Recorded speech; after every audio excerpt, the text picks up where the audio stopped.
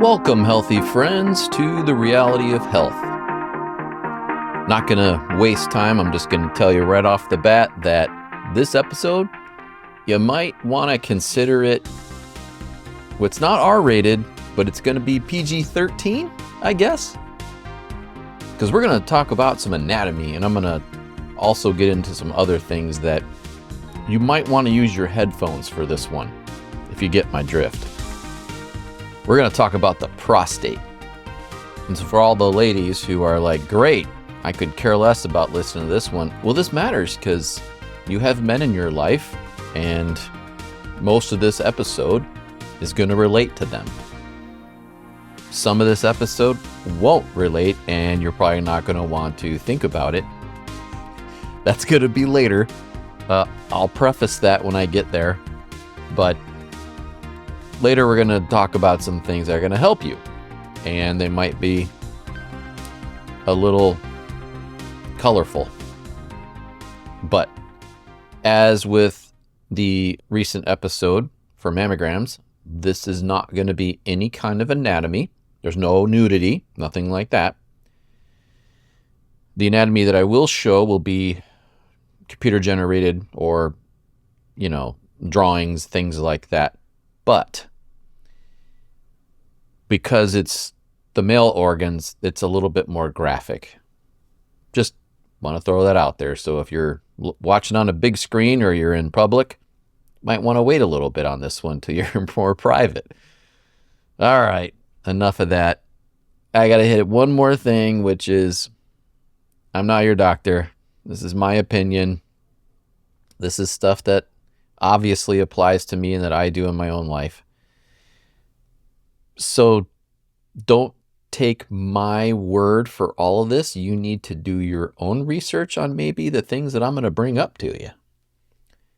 If you don't agree with it, no problem. Go look it up. If you do agree with it, try it. Utilize it. Some of this I have dealt with for many, many years, and I have a lot of experience with this. All right, enough of that. Let's get into it. Ready? Here we go. So, we have the best rendition, the simplest and easiest anatomy photo cartoonish looking drawing that I could find that was really easy to see it and understand it. And it's actually got colors, so I can walk you through a little bit. Those of you on audio, I know you can't see this, so maybe check out some of my video stuff. Everything's on my website, therealityofhealth.com. Most platforms will have a link to, like Spotify has a link to my video. Well, anyway, here we go. The obvious topic today is the red, so to speak. That's close enough to red. That's the prostate gland. I'm going to point out some things here that are very interesting, and then I'm going to refer back to this later when we talk about how this whole thing is relating to things I'm going to talk about later. Does that make sense? Well, we'll get there. All right. First thing. Why do we even have it? Well, it's kind of like a built-in regulating mechanism. And it can do a lot of really cool things.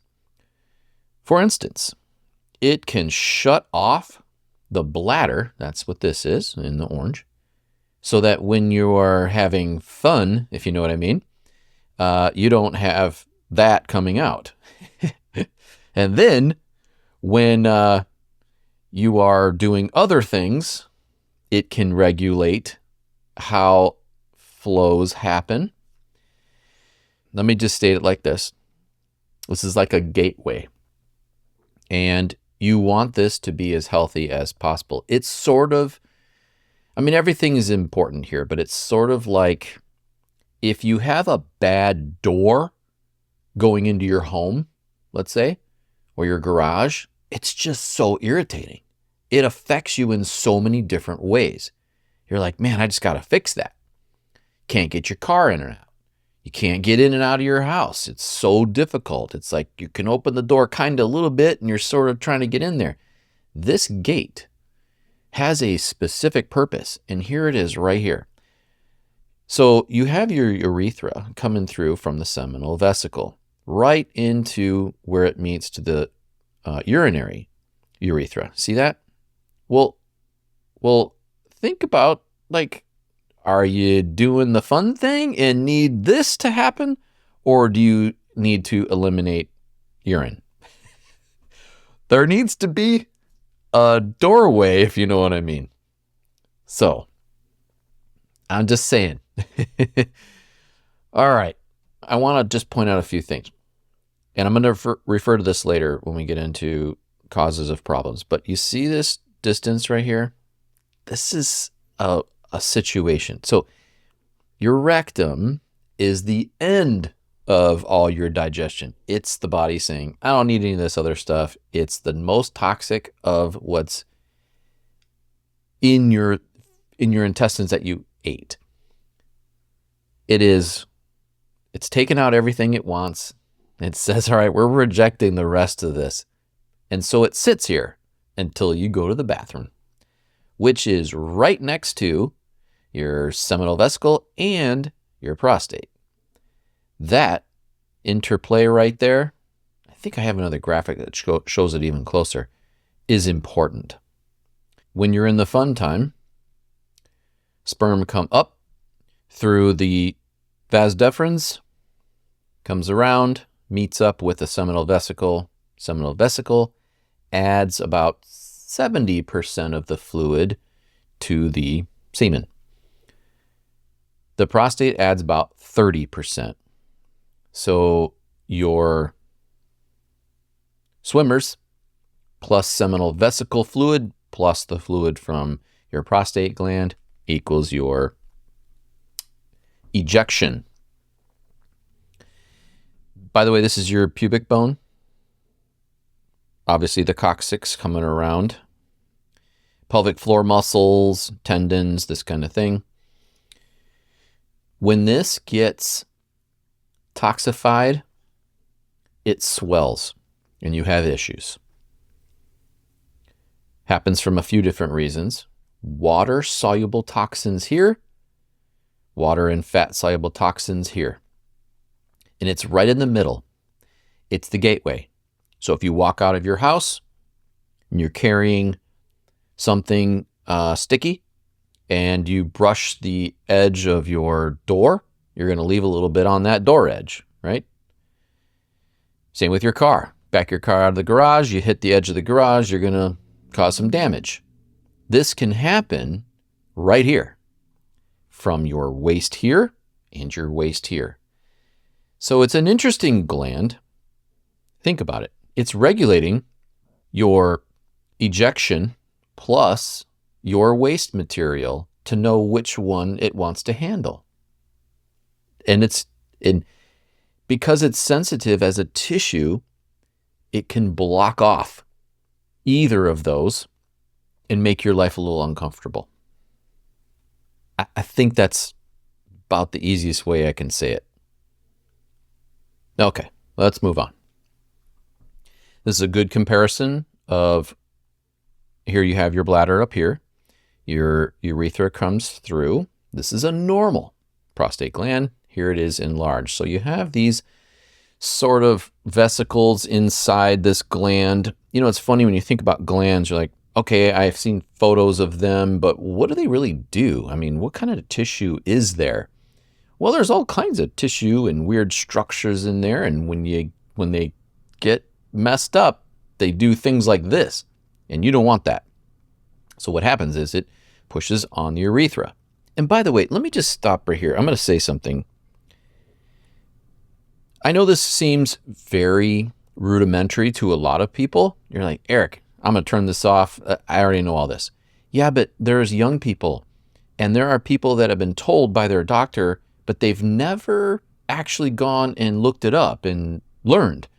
So what I'm trying to teach you is, you hear about these things, but have you ever actually looked at these things? Can you picture it in your mind what's happening?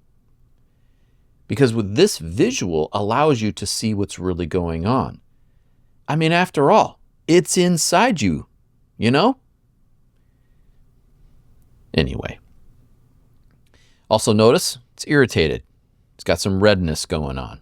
So this is easy flow, both ejection and urine. This is not. So here's how close you get. This is your normal prostate. You can see there's a small amount of tissue there. It's much thinner than that, but this is the best graphic I could find. And I would have to say this is probably shall I say, a rendering of a much older gentleman, because I don't know that many people that have this shape here, but I digress. All right. This is what it looks like when it's enlarged. It's pressing on the rectum as well, not just the urethra, okay? But you can envision now, here's the normal size, is what it's supposed to be, kind of like right in here. And now it's 3-4 times the size. Well, of course you're going to have issues. I wanted you to see how close this is, and then the representation of how much bigger it can get. And by the way, this is not actually off. This is literally how big. It can get bigger than this. So you say, Erik, I do all kinds of things. I think I'm pretty healthy. So what's really causing my situation? I mean, I work out. I don't get it. I mean, my dad had it. Does that mean I'm going to get it? What's going on? Well, the first reason you get it is from this. Sitting. You know what happens when you sit? Those pelvic floor muscles get very weak. There's a lot of pressure on your lower spine, which we'll get into at the very end. Then, if you're doing this, which is putting an electromagnetic device right on top of your junk, you're going to damage tissues. And I would have to say, probably the easiest thing to damage is the prostate, because it is so active. It is trying to regulate. And when you dysregulate, you get issues. If you dysregulated your testes, all right, so you don't produce swimmers. So you can't get somebody pregnant. But the gate, being the prostate, is what stops the flow of urine, or allows it, and then also lets you eject. So I think, the most sensitive tissue down there is the prostate.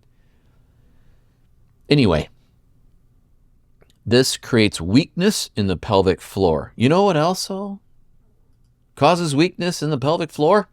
That would be sitting on the toilet too long. Men, you have to stop doing this. This causes so many problems. First of all, that should not be more interesting than getting stuff out and moving on with your life. When you sit like this, now you have no support underneath your perineum. That's the lower portion of your pelvic floor there. And it sags, and you get all relaxed, and you're hanging out. And you don't realize you're doing that for a long time. So what happens? Well, not only does it affect the entire tissue in that area, but then it also gets weak, and then you end up with hemorrhoids. So not only are you not helping your prostate, you're not helping the rectum. Darn near killed him. So my point being that this is not a good thing to do. When you couple this with this all day, the pelvic floor, which I will say, you know as well as I do, that you can go to the gym and you can work out your muscles, like your pecs and your biceps, and you're like, yeah, I'm so jacked. And you never work on your internal muscles like in your pelvic floor. You're not going to the doctor going, yo, doc, my bicep is just, man, I can't pee. can't have sex. It's just, I don't know, I don't get it. He's like, yeah, you're doing those curls too much or not enough. No, that's not what happens. Those things don't affect your life all that much. So what? Your biceps aren't big. But when you're not taking care of crucial tissues of your body and they degrade and you ignore them, then you're going in and you're saying, not only can I not pee, I can't have sex. And what did you say? Oh, that's right. I have cancer of my prostate. Or testicular cancer, or rectal cancer. Why is that? Could it be the fact that I've poisoned myself, I've neglected the area, I don't pee when I'm supposed to, I don't poop when I'm supposed to, and I generally just don't take care of my private region? Yes, that's exactly what's happening. So then you say, well, I have my PSA test every year. I go in and my doctor does his routine check, if you know what I mean, and I'm fine. Well, he's not going to notice until it's huge down there. Why? Because he hasn't touched your prostate for a year. Oh, he's got notes, does he? No, he's comparing you to other people. All right, I'm getting in the weeds. I think you understand what I'm trying to say. Men spend too much time here. It causes hemorrhoids. It lowers the quality of the tissue. Your ligaments that hold things in and up and strong, and your fascia get weak and droopy. And that area of your body gets droopy. That's why the testicles, as guys get older, they hang lower. It's because of tendon and tissue. Well,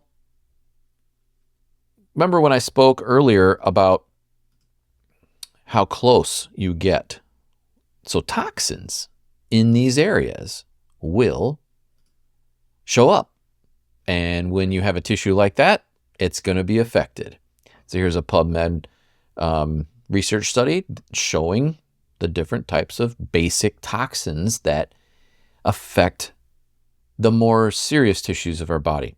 In this case, this is about prostate for men and breasts for women. But I want you to notice here, I'm going to try and go quickly. They're referring to ER, that's estrogen receptors. But essentially, BPA is known as a xenoestrogen. It can be found in all these things right here. That's a lot of things. And I'm telling you right now, it's everywhere. That's just one of them. Causes things like endocrine disorders, such as infertility, early puberty, metabolic disarrangement, and cancer. DDT. It's used as an insecticide. Goes through all these processes and ends up, what does it do? Well, it's a estrogen mimicker. Nice. Then you get to PCBs, which are organochlorine compounds. Awesome. These three things have just absolutely crushed the health of people in the world. But again, let's look at what's going on. Oh, the effects of environmental endocrine disruptors causing breast and prostate cancer. And how does it do that? Through estrogenic activity. Is there supposed to be a lot of estrogen in your prostate and your testes? No, it's not. I just wanted to bring that up, that these three super powerful chemicals, these are in broad ranging, by the way. There's many, many versions of those three. Not DDT, but they are everywhere and they're prevalent. And where are they going to show up? They're going to show up in the waste of the body. Body's trying to get rid of it. And what happens is you're close to this. A very delicate tissue that's responsive to toxins. It's got water soluble here, fat and water soluble here. They pass through, they affect it. That's why you have to be careful. So these chemicals are important. And by the way, if you're having issues trying to get pregnant. This is a known thing for both the male and the female. All right. Then you have all the toxins in your life. I preach this constantly because it's trauma, poisoning, and malnutrition. Period. When you break it down to the bottom three, that's what it is. I know I've got episodes early on that talk about many things. Early on, I talked about many things because I was trying to be too broad-ranging for people so they could understand more. Now, I'm trying to actually bring it more concise and make it more understandable so that you don't have to think, well, man, I've got a billion things that I need to worry about. No, you just have a few things to worry about. There's just a billion in those three things. But it helps you to see it in your life when you go, all right, toxins, what are they? Well, here we go. Malnutrition, what is it? Oh, here we go. When you know that, you can refer to any of the episodes I've done, audio or audio and visual as well, and you can see what I'm trying to teach you. All right, so toxins, everything from fluoride, diesel, BPA, lead, mercury. Smoking has now considered over 4,000 chemicals. I think that's actually low, personally. Exhaust, pollution, alcohol, insecticides and pesticides and flame retardants, which, by the way, are on your clothes and you're absorbing them. So now you have your underwear on and you're using that really cool underwear that you think looks awesome, from an underwear model, and you're putting flame retardant bromide right on your sack and berries. Yes, you're doing that. And then you dry clean your clothes and you're absorbing all of that. And then you have aluminum and this kind of thing, and then your food. It's everywhere. The more that you can lower all of this, the better your prostate will be for it. Some of these are water soluble, some are oil soluble. I thought this graphic was totally amazing. Maybe I can blow this up. Toxins released in the 50 most populous cities. This is done in 2016, this study. Wherever you're listening, you can see your city here. I'm in Detroit. So we have 5,300,000 pounds of toxins released into the environment in just 2016. What in the world? And then what really struck out here to me, what I really saw, was two things. First, New York City said, toxins? And we don't know what you're talking about. And then San Francisco, same thing. I don't know what you're talking about. What do you mean, toxins? We don't release toxins in the environment. The second thing that I noticed, and I was like, what? Wait a minute. How is it Indianapolis has trumped basically everybody? It's double Louisville. What's going on in Louisville, Kentucky? But most importantly, what's going on in Indianapolis, Indiana? If you live in Indianapolis, this should concern you. I mean, really. And even some of these, like, maybe Houston's bigger. All right, so Houston's a little higher. If you live in Houston, why? 6,600,000 pounds of toxins released. What are they releasing? And why is it so high? And where is it going? What are they using it for? What do you need? Nearly 11 million pounds of toxins. Why do you need that? What's it for? I don't know if you're as flabbergasted as I am, but someone please tell me what all that is. What is it used for? Where does it end up? Because the way I see that is that's just 2016. Let's do an extrapolation. 10 years. Where did it go? Where is it? Why do they need it? Are you telling me that you have to clean, fix, repair, build by using these chemicals so much that you're consuming double what the next city is, basically double Houston?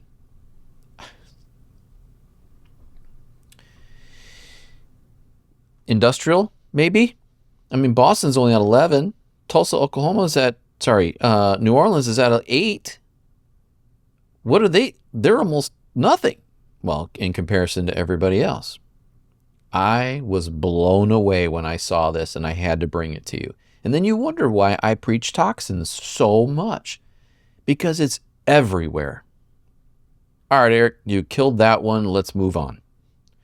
So men, what's one thing that you can do to change the health of your prostate and the area down there? And that would be the male deer exercise.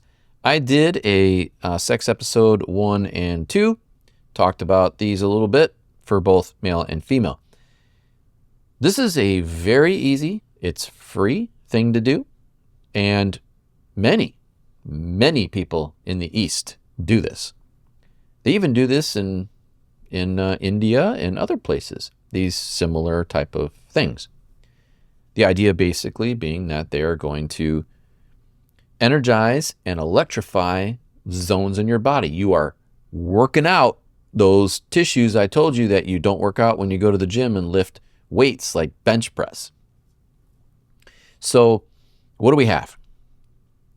Well, let me just say first, we're going to get into now all of the things you can do for the most part. Let me just say here that this is now going to get more graphic for a little bit. So if you're listening in an environment that other people might hear you, now's the time to change it. I thought it was pretty good before that, but it's going to get more real now. See how he's got his upper hand here, lower hand here. I'm going to describe that, but I want you to picture this scenario. Now, it doesn't have to be sitting up. It could be laying down, but essentially you'll get the gist. All right, here we go. Deer exercise. Let me just blow that up for you guys a little bit. Lots of reasons to do it, but basically the purpose is to balance the secretion of the endocrine glands, particularly the sexual glands for both male and female. I'm not going to get into the female one. You can read it. I already went over it quite extensively in, I believe, sex episode number 2. This exercise is inspired by the deer, who constantly wags its tail to generate the sexual glands. You know, back in the day, I'm talking thousands and thousands of years ago, they had to figure this stuff out. They didn't have science. They didn't have labs. They had nature. And Taoist priests used to watch emperors. They watched the wildlife. They watched everything. And they would see how things worked, and they would come up with names and associations. So nowadays, we're actually proving them correct. We just didn't know what they were trying to say because they would say things like heat or dampness. Now we know more of that, but check this out. All right, here's how you're going to do it. Stand, sit, or lie down. Take your hands. You're going to vigorously rub them. You want to really heat up your hands, okay? One of your hands, you want to cup your sac and berries. Other hand goes on top of your pelvic bone. It's right above your member. The thumb from the hand that's holding the sac and berries wants to be on top of your member up against your body. So you're doing one of these kind of things, okay? Meanwhile, you need to have an erection.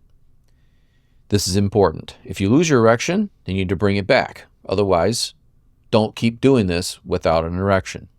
It's important. With an erection, there's a lot of energy flow there. The brain is sensing it. There's a lot of electrical stimulus. This is important. Then you want to, with your above hand on your pelvic, rotate that 81 times in one direction. If the hair gets in the way, you need to lose the hair. Then, when you're done, warm your hands again, change hands, 81 times the opposite way. Make sense? All right. Once that's done, you're going to hold that spot, whichever hand you're using. Now you want to clench, draw up in, not your anus, but your perineum muscles. Those are the ones that stop you from urinating or create the ejection, if you know what I mean. And you need to learn how to use those muscles. So don't do your entire pelvic floor. You're only doing the muscles that run both sides underneath there, not your anus muscles, okay? You'll draw that up, hold it for as long as you can, and breathe. Just normal breathing. You don't have to do anything special.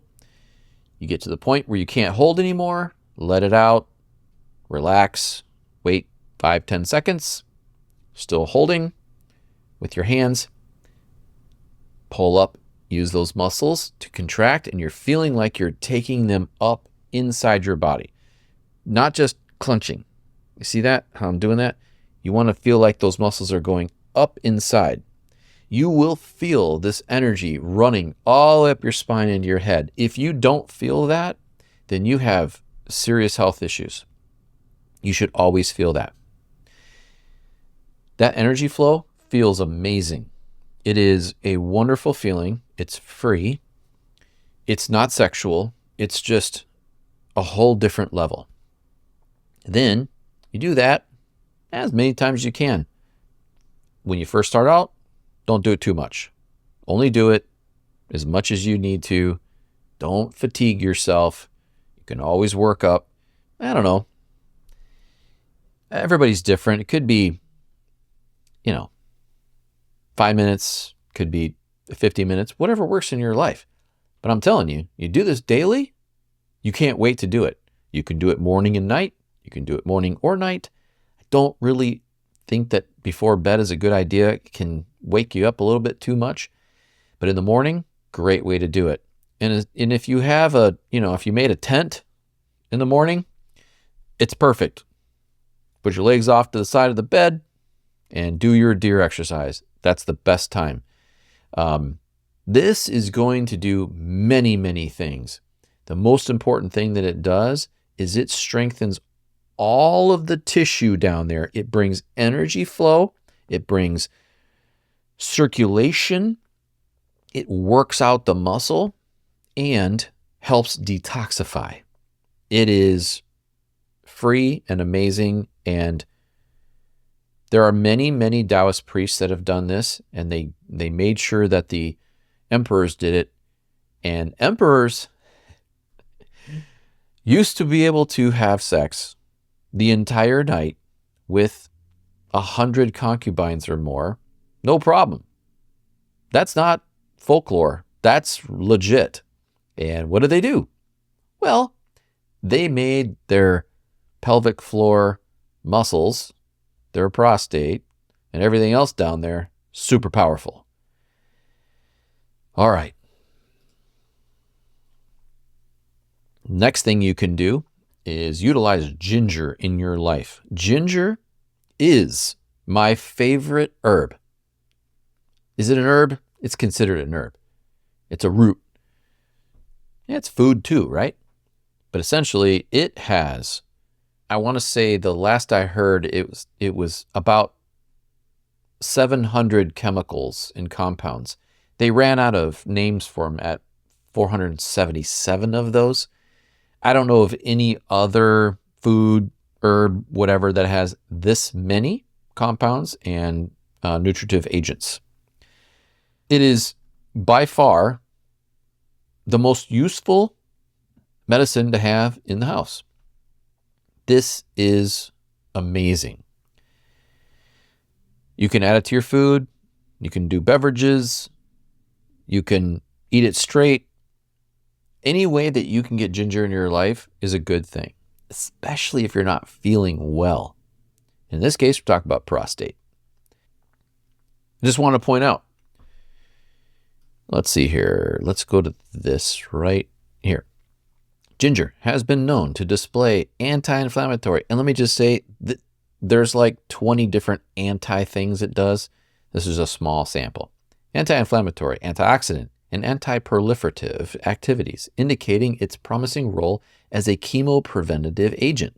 Here we show that whole ginger extract exerts significant growth inhibitory and death inductory effects in a spectrum of prostate cancer cells. Comprehensive studies have confirmed that ginger extract perturbed cell cycle progression, impaired reproductive capacity, meaning the cells reproduce, modulated cell cycle and apoptosis, regulatory molecules, and induced a caspase-driven mitochondrially mediated apoptosis in human prostate cancer cells. What that means is it stopped your prostate cancer from growing. Pretty interesting. I don't know of many things that can do that. I will say that there are 19 compounds that stop prostate cancer from developing. You don't kill cancer. Eventually we'll do a cancer episode. We're not going to do that just yet because, man, that's a delicate subject. But I want you to understand, the way ginger works is it mediates the growth, the expansion, the creation of cancer in the prostate by 19 compounds. There's nothing else that has that. Isn't that amazing? I don't know what else is that powerful, and it's pretty cool. Erik, how would you even know that? That's because Paul Schulich, the founder of New Chapter, who is a master herbologist and scientist, figured it out. He's got the receipts to prove it. Created a fantastic book, Ginger Book. He also created Prostate 5LX. I have no affiliation here. I'm not selling this stuff, but I've put a lot of guys on this, and I've never had anybody tell me that their prostate is not totally awesome. I mean, one product, and it can do pretty much anything you need for your prostate. So if you do something like this, and you do the deer exercise, you're pretty good. If you're really bad and you've got a really serious condition, I got other things you can do too. You can incorporate lots of healing techniques. This product is legit. It's not very expensive, and it works on more than just your prostate. This is an overall health product. Absolutely awesome. The best supplement I've ever seen for prostate health. The other one you can do, now it sounds really goofy, but they do make a pelvic floor castor oil pack shaped like that. I know. Well, men, it's not a diaper. You just put some oil, castor oil, like right here. If you're audio, I know you can't see it, but put it here, a couple tablespoons. Shove that thing up the crack. Watch some football or TV, whatever you're doing, getting on the computer. And that castor oil will detoxify and tonify tissues in your lower region. Castor oil works. It is an absolutely amazing detoxifier. And I think it actually may do more than detoxification because the results that people get with castor is beyond what I would consider to be a detoxification process. But this is super easy to do. It's inexpensive. There is zero downsides. And I would say also, even though this is a prostate episode, you still have your rectum. You've got other tissues down there that are important. And if you can do something that helps those out, why not? We also know that area is prone to toxin buildup because it's an eliminatory area. And anything you can do to help that doesn't get easier. Works amazing. The final thing that I want to say is some people consider chiropractic to be, woo science or they hurt me or whatever. Well, you know what? One of the best doctors ever, and the name is escaping me, but he said everything starts with structure first. This guy healed everybody of so many things for 65 years. It's incredible. His sons have then taken on the mantle. If you remember who that is, just put it in the comments so other people see it. Anyway, so if you wanted to see him, it doesn't matter what it was for. The first thing he would do is either adjust you or tell you to go to the chiropractor. And here's why. Because nerves come out of your spinal cord in between your vertebrae. And here is your prostate right here. Above it is your bladder, connected to L1, L2, and the top of L3. Also, L4, L5, and S1. So my point is, if these are messed up, this doesn't get the energy flow it needs. It'll get water flow, it could get circulation, but it doesn't get electricity, and it doesn't get communication with your brain. Therefore, it can malfunction. So you first think, well, I've got an inflamed prostate for whatever reason, when in actuality, it could just be a mechanical thing. It's not even a toxin or malnutrition or any of this. It could just be physical, which falls under the trauma aspect of the 3 ways you get sick. This is simple. Whoa, what's this? Did you fall sometime in your life? Oh yeah, I fell, and then now you have a prostate problem. They adjust it, they work on it, prostate issue goes away. Structure is as important as anything else in your body. If you don't want to go to a chiropractor, that's fine. And by the way, chiropractic is not just twisting and cracking you. There's lots of different versions. They use little tapping guns and stuff like that. Go to somebody like a shiatsu person or anybody that deals with structure. I think that's amazing. And it is very important. I know people that have issues physically in their body, and when they changed their structure, those issues went away very quickly. You don't always need to do it with diet or pills or surgery or chemical injections. Sometimes it's just structure, if you know what I mean. All right, so maybe this episode would help you guys in thinking about your prostate in maybe a different way, a more natural way. I could make this really long and way more in depth. It's already in the longest episode I've done on video probably so far, but it's important. And I know you guys get scared. Doctor says something and then you think, oh no, don't think that way. It's not as bad as you think. It's very much one of the, how do you say it? It's one of the most misdiagnosed things that happen to men. Just because they diagnose you with something doesn't mean you have it the same way that they think that you have it, or you think you have it. A lot of times, it's not near as bad as they tell you. They misdiagnose conditions all the time based on your symptoms. Symptoms are there to tell you the body's trying to fix itself. You got to figure out why it's trying to fix itself. Don't be in fear. But none of us want to have low urine flow and poor sex and all the other things. So take care of your prostate, guys. I mean, it's important. Thank you for listening. Appreciate you all as usual. And PG-13 is no longer in effect. How's that? Thank you. See you guys in a few days. Take care of yourselves.